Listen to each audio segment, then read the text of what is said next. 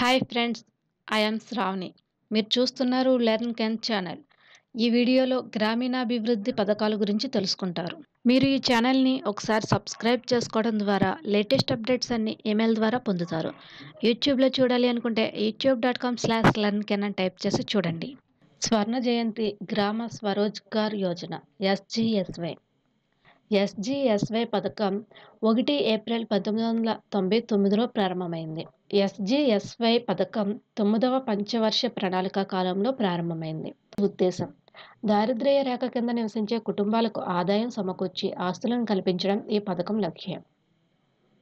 అందుకు బ్యాంకు పరపతి, ప్రభుత్వ సబ్సిడీ ఉపయోగించుకోవడం జరుగుతుంది. గ్రామ ప్రాంతాలలో సూక్ష్మ ఉద్యమిత్వ అభివృద్ధికి సంబంధించిన ఒక సమగ్ర పథకంగా రూపొందించబడింది.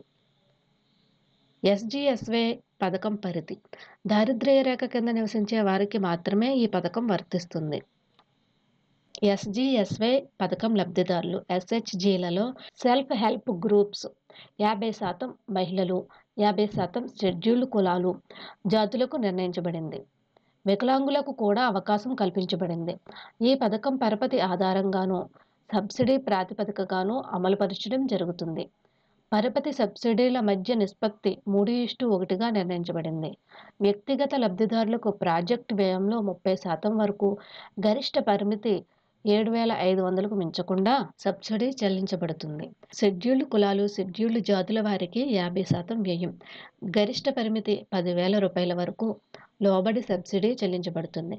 స్వయం సహాయక బృందాలకైతే ప్రాజెక్టు వ్యయంలో 50% సబ్సిడీ, గరిష్ట మొత్తం 1,25,000 రూపాయలు.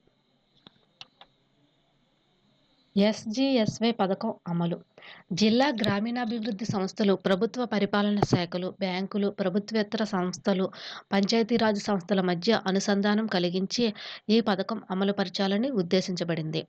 ఈ పథకం పరపతి ఆధారంగా సబ్సిడీ ప్రాతిపదికగా అమలు చేస్తారు. మండల స్థాయిలో ఎంపీడీఓ, పంచాయతీ స్థాయిలో పంచాయతీ కార్యదర్శి. ఎస్జీఎస్వై పథకం కేటాయింపులు: కేంద్ర రాష్ట్ర ప్రభుత్వాలు 75:25 నిష్పత్తిలో సమకూరుస్తాయి. గ్రామీణ ప్రాంతాలలో అవస్థాపన సౌకర్యాలు కల్పించడానికి, స్వరోజ్గారులకు శిక్షణ అందించడానికి ఈ నిధులు ఉపయోగపడతాయి. ఎస్జీఎస్వై పథకం ప్రాధాన్యత: గ్రామీణ పేదలను స్వయం సహాయ బృందాలుగా ఏర్పాటు చేయడం, సామర్థ్యాన్ని కల్పించడం, కెపాసిటీ బిల్డింగ్, కార్యకలాపాల సముదాయాలను, యాక్టివిటీ కల్చర్ తయారు చేయడం, అవస్థాపన సహాయం, సాంకేతిక విజ్ఞానం, పరపతి మార్కెట్తో అనుసంధానం మొదలగు అంశాలకు ప్రాధాన్యత ఇవ్వబడింది. గ్రామీణ పేదల శక్తి సామర్థ్యాలను దృష్టిలో ఉంచుకుని వారికి పనికి వచ్చే చిన్న పరిశ్రమలు స్థాపించడం ద్వారా ఆర్థికాభివృద్ధికి తోడ్పడడం. గమనిక: ఐఆర్డీపీ మరియు అనుబంధ పథకాలైన ట్రెజమ్, డ్వాక్రా, జీకేవై, ఎండబ్ల్యూఎస్ విలీనం చేశారు. ఇందిరమ్మ పథకం: integrated novel development in rural and model municipal areas. Indiramma పథకం 1 ఏప్రిల్ 2006లో తూర్పుగోదావరి జిల్లాలో ప్రారంభించారు. ఇందిరమ్మ పథకం 10వ పంచవర్ష ప్రణాళిక కాలంలో ప్రారంభమైంది. ఇందిరమ్మ పథకం లబ్ధిదారులు: ప్రతి సంవత్సరం గ్రామీణ, పట్టణ ప్రాంతాలలో 1/3వ వంతు జనాభా లబ్ధి పొందే విధంగా అభివృద్ధి చేపట్టబడుతుంది. ఇందిరమ్మ పథకం ఉద్దేశం: 3 సంవత్సరాల కాలంలో గ్రామాలు, పట్టణాలలో ప్రజల మౌలిక అవసరాలు తీర్చడం దీని లక్ష్యం. ఈ పథకం కింద ఈ కార్యక్రమాలు చేపడతాయి: వృద్ధాప్యపు పింఛన్లు, చేనేత పనివారుల పింఛన్లు, వితంతు పింఛన్లు, వికలాంగుల పింఛన్లు. ఇండ్ల నిర్మాణం: గ్రామీణ ప్రాంతాలలో కుటుంబ సంవత్సర గరిష్ట ఆదాయం 20,000 వరకు ఉన్నవారు అర్హులు. పట్టణ ప్రాంతాలలో రాజీవ్ గృహకల్ప పథకమునకు 24,000 నుండి 36,000 రూపాయల వరకు సంవత్సర ఆదాయం ఉన్నవారు అర్హులు. పారిశుధ్యం మెరుగుదల: ప్రతి ఇంటికి పారిశుధ్య మరుగుదొడ్డి నిర్మాణం, లింక్ రోడ్ల నిర్మాణం. రోడ్లు ప్రభుత్వ ఖర్చుతో నిర్మిస్తారు. ప్రాథమిక పాఠశాలల్లో మరుగుదొడ్లు నిర్మిస్తారు, త్రాగునీరు కల్పిస్తారు. ఇళ్లకు విద్యుత్ కనెక్షన్లు: 125 రూపాయలకే విద్యుత్ కనెక్షన్లు మరియు దారిద్ర్య రేఖకు దిగువన ఉన్నవారికి సర్వీస్ వైర్లు, పరికరాలు ఉచితంగా ఇస్తారు. వైద్య సేవలు అందించడం, ఎయిడ్స్పై అవగాహన పెంపొందించడం, వ్యాధి నిరోధం. ఐసీడీఎస్ కింద పిల్లలకు పౌష్టికాహారం, ప్రీ ప్రైమరీ విద్య అందించడం.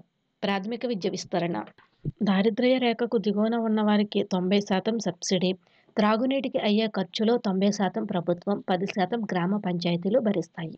సన్నకారు, చిన్నకారు రైతుల అభివృద్ధి సంస్థ, స్మాల్ ఫార్మర్స్ డెవలప్మెంట్ ఏజెన్సీ. సన్నకారు, చిన్నకారు రైతుల అభివృద్ధి సంస్థ 1969, 1970లో ప్రారంభమైంది. సన్నకారు, చిన్నకారు రైతుల అభివృద్ధి సంస్థ పథకం 4వ పంచవర్ష ప్రణాళిక కాలంలో ప్రారంభమైంది. సన్నకారు, చిన్నకారు రైతుల అభివృద్ధి సంస్థ ఉద్దేశం సన్నకారు రైతుల అభివృద్ధి. ముఖ్య అంశాలు: వ్యవసాయ రంగంలో రైతులకు ఆధునిక సాంకేతిక పద్ధతులను అనుసరించడానికి తగిన సహాయం అందించడం. గ్రామీణ పనుల పథకం. గ్రామీణ పనుల పథకం 1970, 1971లో ప్రారంభమైంది. గ్రామీణ పనుల పథకం 4వ పంచవర్ష ప్రణాళిక కాలంలో ప్రారంభమైంది. గ్రామీణ పనుల పథకం ఉద్దేశం కరువు పీడిత ప్రాంతాలలో రైతుల ప్రయోజనం కలిగించడం. గ్రామీణ పనుల పథకం ముఖ్యాంశాలు: గ్రామీణ ప్రాంతాలలో ఉపాధి కల్పన, చిన్న మధ్య తరహా నీటిపారుదల నిర్మాణాలు చేపట్టడం, భూసార పరిరక్షణ, అడవుల పెంపకం, గ్రామీణ రోడ్ల నిర్మాణం మొదలగు కార్యక్రమాలు ఉంటాయి. గ్రామీణ పనుల పథకం గమనిక: 1973లో ఈ పథకాన్ని గ్రామ పీడిత పథకంగా పేరు మార్చారు.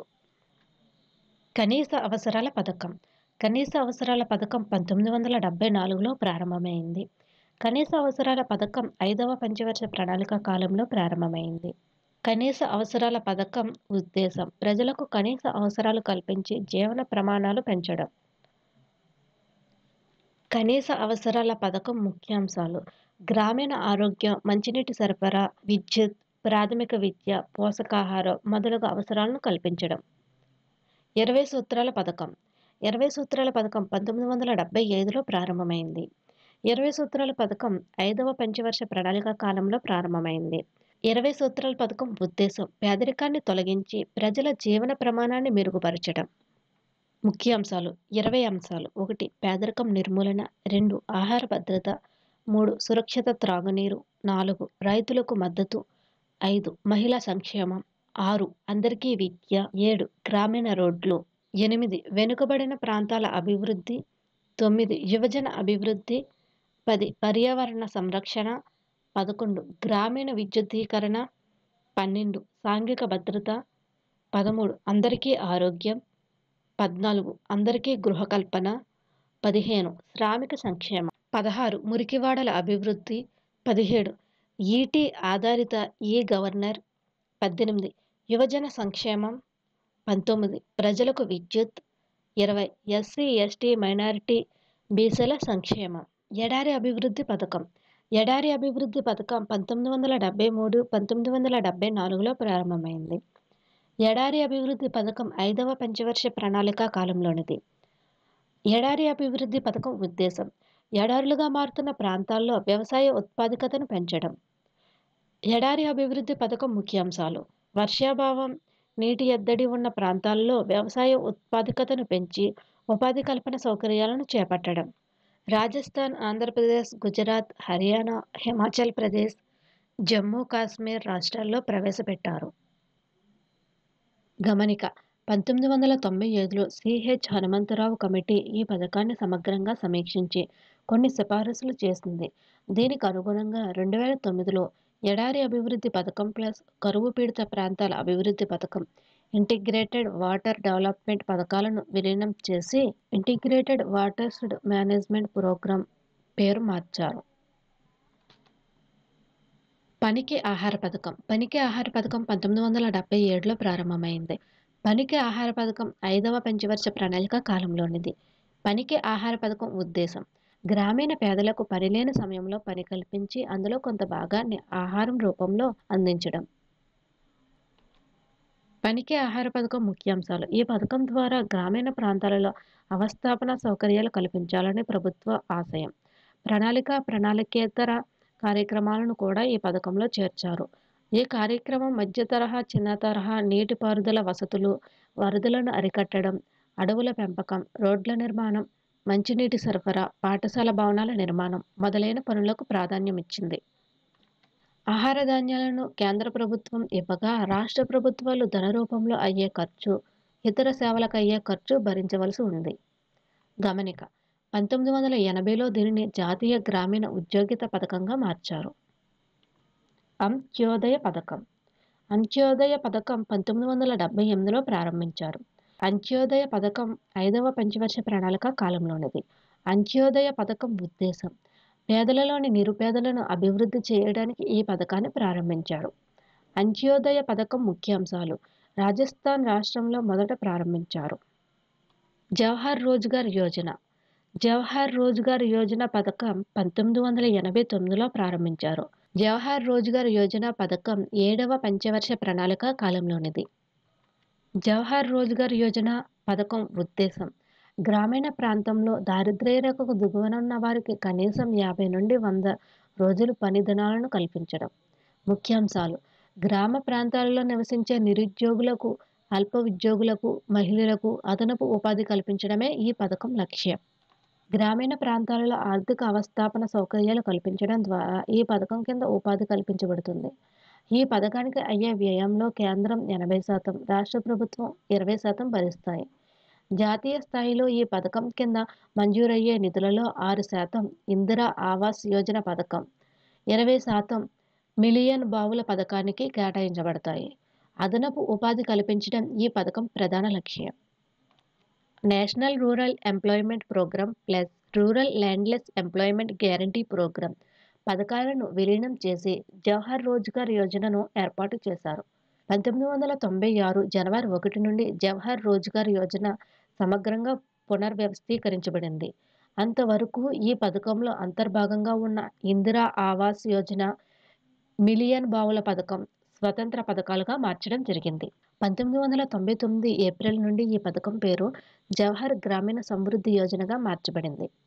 జవహర్ గ్రామ సమృద్ధి యోజన జవహర్ గ్రామ సమృద్ధి యోజన పథకం 1999లో ప్రారంభించారు. జవహర్ గ్రామ సమృద్ధి యోజన పథకం 9వ పంచవర్ష ప్రణాళిక కాలంలోనిది. జవహర్ గ్రామ సమృద్ధి యోజన పథకం ఉద్దేశం గ్రామీణ ఆర్థిక అవస్థాపన సౌకర్యాలను కల్పించడం. జవహర్ గ్రామ సమృద్ధి యోజన పథకం ముఖ్యాంశాలు 1999లో జవహర్ రోజ్గార్ యోజన కార్యక్రమాన్ని పునర్వ్యవస్థీకరించి జవహర్ గ్రామ సమృద్ధి యోజనగా మార్పు చేశారు. వేతన, శ్రమ, మెటీరియల్ మధ్య 60:40 నిష్పత్తిగా సడలించబడింది. షెడ్యూల్ కులాలు, షెడ్యూల్ తెగలు, వికలాంగులకు ప్రత్యేక ప్రాధాన్యత ఇవ్వబడుతుంది. గ్రామ పంచాయతీలు దీన్ని అమలు చేస్తాయి. మహిళా సమృద్ధి యోజన మహిళా సమృద్ధి యోజన 1993 అక్టోబర్ 2లో ప్రారంభమైంది. మహిళా సమృద్ధి యోజన లక్ష్యాలు గ్రామీణ మహిళల సామాజిక, ఆర్థిక హోదాను పెంచే ఉద్దేశంతో ఈ పథకాన్ని ప్రారంభించారు. సంపూర్ణ గ్రామీణ రోజ్గార్ యోజన SGRY సంపూర్ణ గ్రామీణ రోజ్గార్ యోజన 2001లో ప్రారంభమైంది. సంపూర్ణ గ్రామీణ రోజ్గార్ యోజన ఉద్దేశం పేద శ్రామికులకు ఉపాధి భద్రత, సామాజిక ఆర్థిక ఆస్తులు నిర్మించడం. SGRY పథకం ముఖ్యాంశాలు జవహర్ గ్రామ సమృద్ధి యోజన మరియు ఉపాధి హామీ పథకాలను ఇందులో విలీనం చేశారు. కేంద్ర రాష్ట్ర ప్రభుత్వాలు 75:25 నిష్పత్తిలో నిధులను సమకూరుస్తాయి. పథక అమలులో నగదు, ఆహార ధాన్యాలు భాగాలుగా ఉంటాయి. ఉపాధి హామీ పథకం ఉపాధి హామీ పథకం 1993లో ప్రారంభమైంది. ఉపాధి హామీ పథకం 7వ పంచవర్ష ప్రణాళిక కాలానికి చెందినది. ఉపాధి హామీ పథకం ఉద్దేశం కరువు పీడిత, ఎడారి, గిరిజన ప్రాంతాలలో కనీసం 100 రోజులు పని దినాలను కల్పించడం. ఉపాధి హామీ పథకం ముఖ్యాంశాలు కేంద్ర రాష్ట్ర ప్రభుత్వాలు 75:25 నిష్పత్తిలో నిధులు చేకూరుస్తాయి. ఇది డిమాండ్ ఆధారిత పథకం. గమనిక 2001లో ఈ పథకాన్ని సంపూర్ణ గ్రామీణ రోజ్గార్ యోజన పథకంలో విలీనం చేయడం జరిగింది. సమగ్ర వ్యర్థ భూమి అభివృద్ధి పథకం సమగ్ర వ్యర్థ భూమి అభివృద్ధి పథకం 1992లో ప్రారంభమైంది. సమగ్ర వ్యర్థ భూమి అభివృద్ధి పథకం 11వ పంచవర్ష ప్రణాళిక కాలంలోనిది. సమగ్ర వ్యర్థ భూమి అభివృద్ధి పథకం ఉద్దేశం వ్యర్థ భూమిని వ్యవసాయ భూమిగా మార్చడం. సమగ్ర వ్యర్థ భూమి అభివృద్ధి పథకం ముఖ్యాంశాలు కేంద్ర ప్రభుత్వం 100% వ్యయం భరిస్తుంది. కరువు పీడిత ప్రాంతాల అభివృద్ధి పథకం అమలు అవుతున్న అన్ని జిల్లాలలో దీన్ని అమలు చేస్తారు. సమగ్ర నీటి కుంటల నిర్వహణ కార్యక్రమం సమగ్ర నీటి కుంటల నిర్వహణ కార్యక్రమం 2009లో ప్రారంభమైంది. సమగ్ర నీటి కుంటల నిర్వహణ కార్యక్రమం 11వ పంచవర్ష ప్రణాళిక కాలానికి చెందినది. సమగ్ర నీటి కుంటల నిర్వహణ కార్యక్రమం ఉద్దేశం వర్షపు నీరు నిల్వ చేయడం, భూజలాలు నీటిని రీఛార్జ్ చేయడం, సమగ్ర నీటి కుంటల నిర్వహణ కార్యక్రమం పథకం ముఖ్యాంశాలు. కేంద్ర రాష్ట్ర ప్రభుత్వాలు 90:10% నిధులు సమకూరుస్తాయి. భూసారం, వృక్ష సముదాయము, నీరు సంరక్షించడం, అల్పశ్రేణి భూములను అభివృద్ధి చేయడం, పర్యావరణ సమతుల్యం కాపాడటానికి ఈ కార్యక్రమం ఉద్దేశించబడింది. భూమి కోతకు గురికాకుండా, బంకమట్టి కొట్టుకుపోకుండా సహజ వృక్ష సంపద పునరుద్ధరించటం, వర్షపు నీరు నిల్వ చేసుకోవటం, భూజలాలు రీఛార్జ్ చేయడం దీని ప్రత్యేకత. మీరు ఈ ఛానల్లో ఒకసారి సబ్స్క్రైబ్ అవ్వడం ద్వారా లేటెస్ట్ అప్డేట్స్ అన్ని ఈమెయిల్ ద్వారా పొందుతారు. యూట్యూబ్లో చూడాలి అనుకుంటే youtube.com/learncan అని టైప్ చేసి చూడండి. మీకు ఈ వీడియో నచ్చితే లైక్, కామెంట్ ఇవ్వండి. ఫేస్బుక్, ట్విట్టర్, గూగుల్ ప్లస్లో షేర్ చేయండి. Thanks for watching.